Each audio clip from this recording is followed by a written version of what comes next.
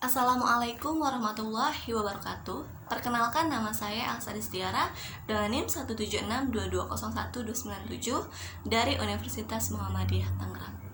Di sini saya ingin membahas salah satu tugas yang diberikan oleh dosen saya, Pak Ari Eksandi, yaitu dalam bukunya Teori Akuntansi dalam Perspektif Penelitian Akuntansi, di mana di dalam buku ini saya akan mereview materi tentang teori informasi asimetris.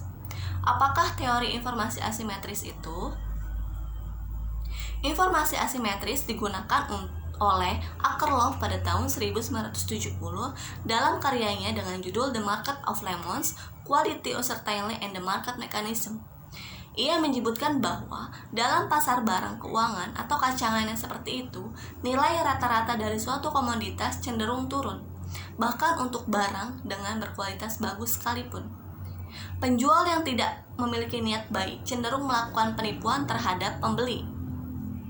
Kesan seolah-olah barang tersebut terlihat bagus.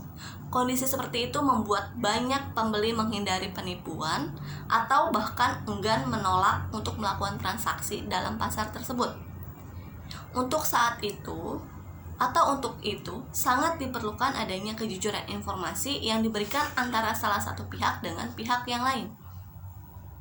Informasi akuntansi yang berkualitas berguna bagi investor atau asymmetric information untuk menurunkan keseimbangan informasi atau asymmetric information ketika terjadi perbedaan informasi yang dimiliki antara investor dengan agen perusahaan, yaitu ketika investor memiliki informasi yang kurang lengkap sedangkan agen perusahaan memiliki informasi yang lengkap, maka perbedaan tersebut dikenal sebagai informasi asimetris.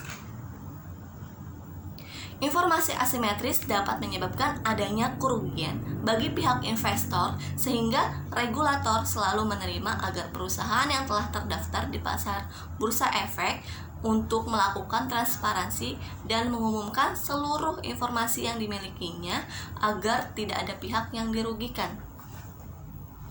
Informasi asimetri terjadi karena adanya perbedaan kepentingan antara manajemen dengan pemilik modal.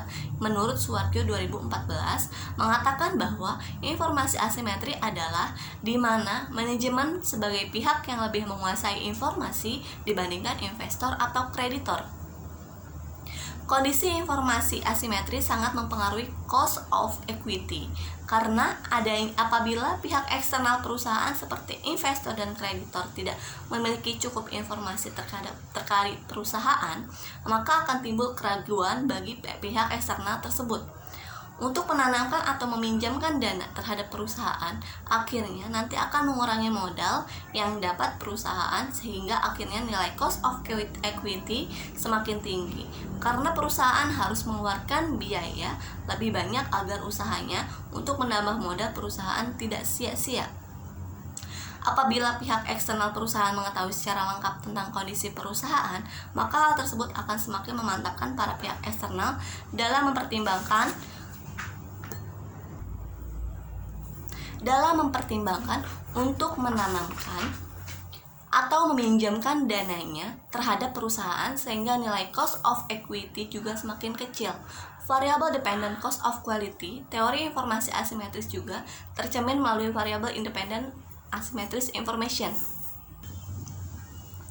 Apabila ketimpangan informasi antara pihak manajemen dengan pihak eksternal, terutama bila informasi mengenai perusahaan yang dimiliki oleh pihak eksternal lebih sedikit dibandingkan informasi yang dimiliki manajemen perusahaan, maka kondisi tersebut lebih banyak merugikan perusahaan terkait usahanya untuk menambah modal.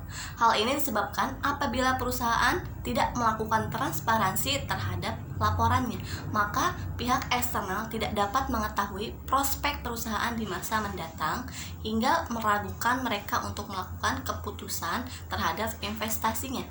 Cukup sekian yang dapat saya sampaikan, kurang lebihnya mohon maaf. Wabillahi taufiq wal hidayah. Wassalamualaikum warahmatullahi wabarakatuh.